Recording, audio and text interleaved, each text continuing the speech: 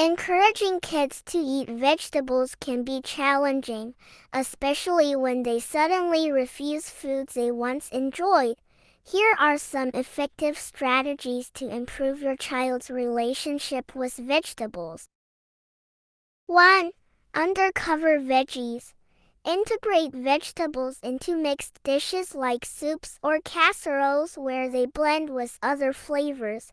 Finely chopping vegetables also helps mask their presence. For example, cauliflower in mac and cheese or diced veggies in rice dishes are tasty options. 2. Pureeing. Puree vegetables and incorporate them into dishes like mashed potatoes or smoothies. Fruits like banana or citrus can help disguise a vegetable taste, making it more palatable for kids. Whether you reveal the vegetable content is your choice, depending on your child's preferences. 3. Veggies first. Serve vegetables as a starter during meals or offer a veggie platter for snacks.